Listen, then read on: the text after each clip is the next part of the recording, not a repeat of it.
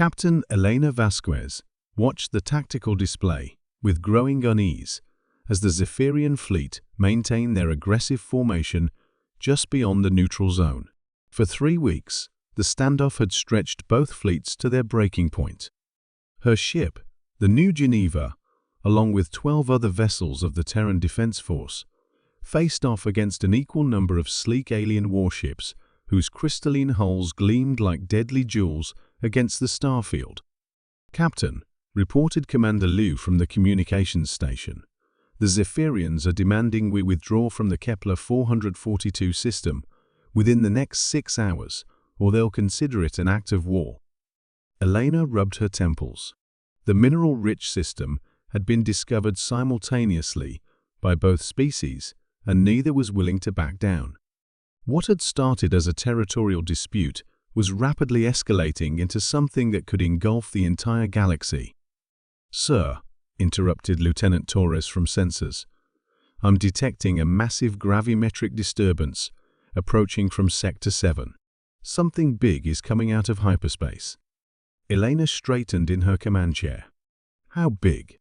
"Unknown configuration, Captain. The energy signature is. It's like nothing in our databases. Displacement suggests a vessel at least 5 times larger than our largest dreadnought." The bridge fell silent, except for the steady hum of ship systems. Through the main viewport, space began to ripple and distort as something enormous tore through the fabric of hyperspace. Reality seemed to fold in on itself before erupting outward in a brilliant flash of golden light.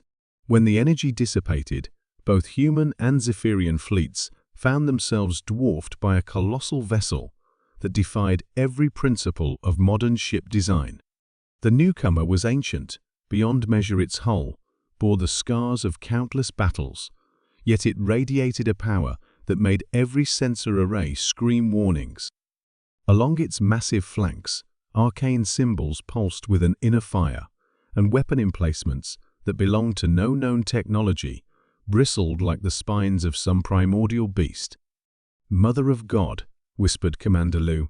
"Captain, I'm reading Terran energy signatures, but the design predates anything in our historical records by millennia."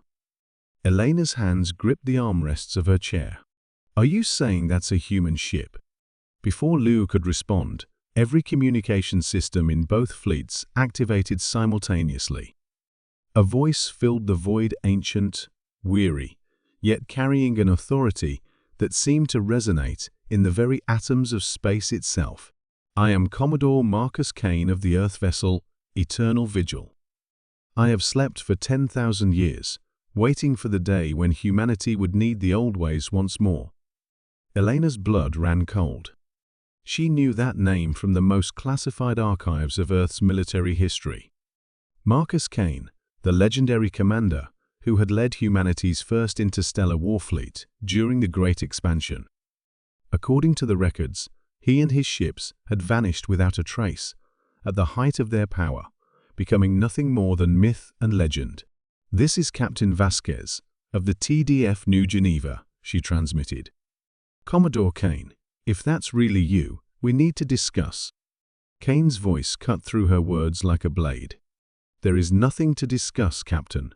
I have monitored your transmissions. These crystal beings threaten human territory, human lives, human future. The response is clear." On the tactical display, the massive ancient warship began to move with surprising grace for something so large. Its weapon systems came online, not the clean energy beams and projectile weapons of modern warfare, but something far more primitive and terrifying. Along the ship's hull, what looked like organic growths began to glow with malevolent light. The lead Zephyrian vessel, elegant and deadly in its crystalline beauty, attempted to establish communication with the newcomer. In response, the Eternal Vigil unleashed hell itself. The weapons that erupted from Kane's ship were unlike anything Elena had ever witnessed. Streams of what appeared to be living darkness lanced out, striking the Zephyrian flagship. Where the energy touched the alien vessel's hull, the crystal began to change, not melting or exploding, but transforming into something else entirely. The beautiful geometric patterns of the ship's structure warped and twisted, as if reality itself was being rewritten. "What in God's name is that weapon?" Torres gasped. Dr. Sarah Chen, the fleet's xenoarchaeologist, had been studying the readings from her science station. Her face was pale as she looked up. "Those aren't conventional weapons. The energy signatures suggest some form of matter manipulation technology, something that can alter atomic structures at the quantum level." The Zephyrian flagship, now more organic nightmare than crystalline work of art, drifted helplessly as its crew broadcast desperate evacuation signals. But Kane wasn't finished. The Eternal Vigil turned its attention to the rest of the alien fleet. "Commodore Kane, stand down." Elena transmitted frantically. "We can resolve this diplomatically. There's no need for diplomacy." Kane's laugh was bitter, echoing across all frequencies. "I tried diplomacy once, Captain. I negotiated and compromised and sought peaceful solutions while entire human worlds burned. Never again." What followed was not a battle, but a massacre. The ancient human warship moved through the Zephyrian fleet like death itself, its impossible weapons turning the most advanced alien vessels into twisted mockeries of their former selves. The few ships that attempted to flee found their escape routes blocked by gravitational fields that seemed to bend space itself to Kane's will. Elena watched in horror as the last Zephyrian vessel fell silent, its hull transformed into something that hurt to look at directly. "My God, what have you done?" "What was necessary," Kane replied. "What you were too weak to do yourself. You've just started a war that will consume the entire galaxy," Elena said, her voice barely controlled. "The Zephyrian Empire has over 1,000 worlds, countless fleets. When they learn what happened here, let them come." Kane's voice carried a coldness that seemed to leach warmth from the very stars. "I have had 10 millennia to prepare for such a day. My ship carries weapons your modern mind cannot comprehend, technologies that your sanitized civilization has forgotten in its pursuit of peace and understanding." Elena realized with growing horror that the man speaking was no longer entirely human. Whatever had sustained Kane and his ship through 10,000 years of waiting had changed him, made him into something as ancient and terrible as the vessel he commanded. "The Zephyrians were not our enemies," she said desperately. "This was a territorial dispute, nothing more. We could have shared the system, found a compromise." "Compromise is weakness," Kane interrupted. "I learned that lesson when the Vorthan hegemony promised peace, and then Glass knew Constantinople, while our diplomats still sat at the negotiating table. When the crystalline collective swore non-aggression and then released their plague ships on the outer colonies. Humanity survives not through the kindness of aliens, but through strength, through fear." As if to emphasize his point, the Eternal Vigil began broadcasting on all known frequencies, not just to the human fleet, but across the entire galactic communication network. Kane's image appeared on screens throughout civilized space, a figure that might once have been human, but was now something else entirely. His eyes held the weight of millennia, and when he spoke, his words carried the promise of apocalypse.